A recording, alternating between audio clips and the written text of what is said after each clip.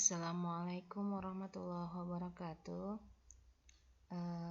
Anak-anak, pada pertemuan kali ini kita akan mempelajari KD pertama dari kelas 12, yaitu menganalisis prinsip kerja peralatan listrik sederhana berikut keselamatannya dalam kehidupan sehari-hari. Sedangkan KD keterampilannya adalah melakukan percobaan prinsip kerja rangkaian listrik sederhana dengan metode ilmiah berikut presentasi hasil percobaan.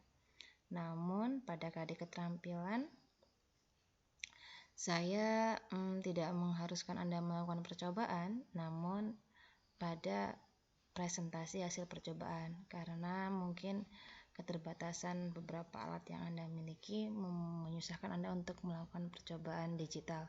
Tapi bagi yang ingin melaksanakan percobaan digital, tetap saya fasilitasi dengan mengirimkan linknya di tautan GC. Oke, alat listrik. Apa aja sih alat listrik itu? Yang pertama adalah sumber tegangan yang terdiri dari generator dari PLN, baterai, aki, dan sebagainya. Sedangkan kawat penghantar itu kabel. Kemudian ada beban. Beban itu seperti lampu, kulkas, pompa air, kipas, dan sebagainya. Nah, sumber tegangan yang sering kita sebut dengan beda potensial itu memiliki lambang volt, satunya volt, lambangnya V.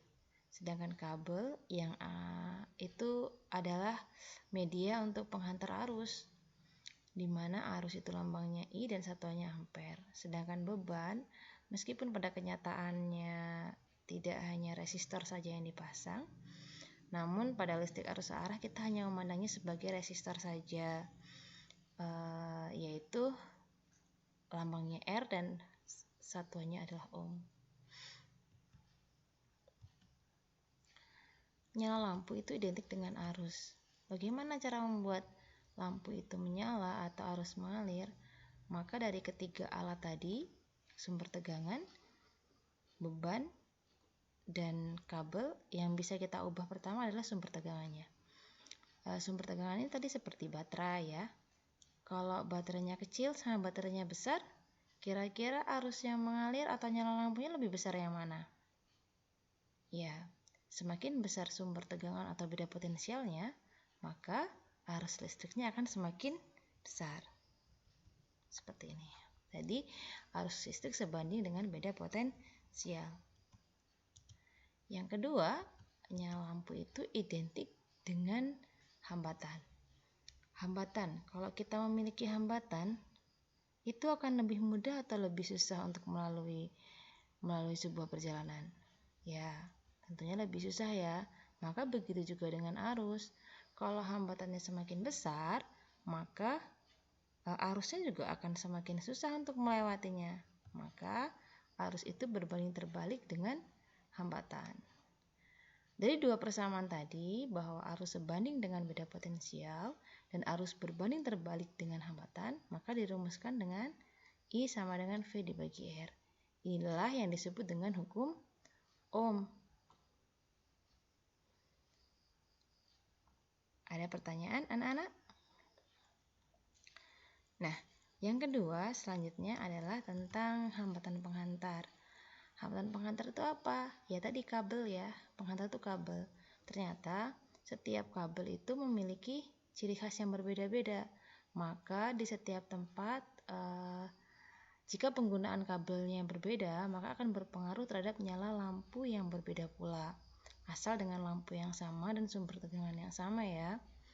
Nah, ada kabel yang terbuat dari tembaga, ada yang terbuat dari besi, ada yang dia kabelnya itu diameternya besar, ada kabel yang diameternya kecil.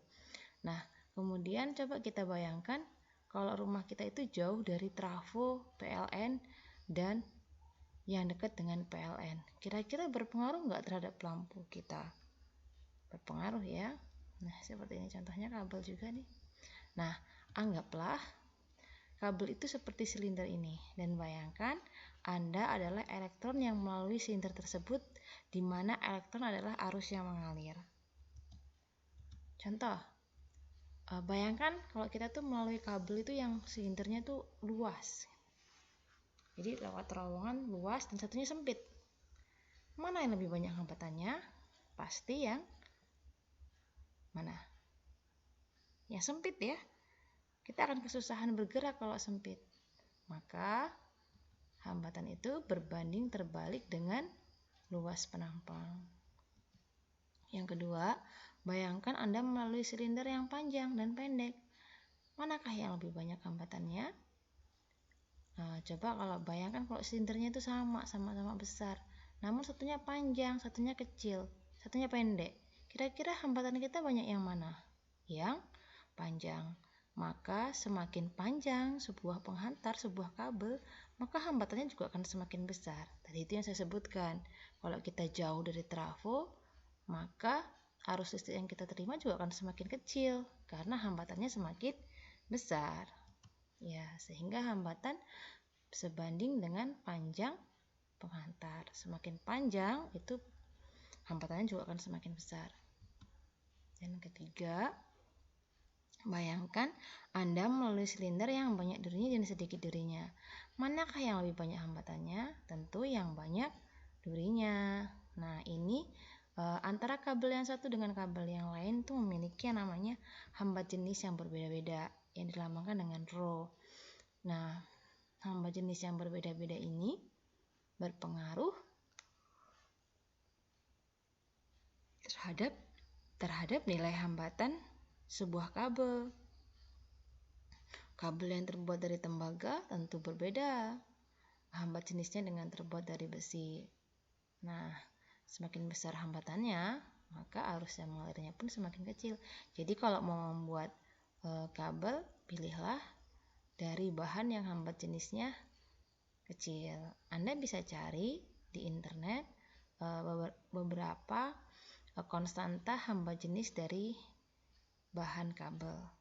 Nah, pilihlah dari bahan yang memiliki hambat jenis paling kecil.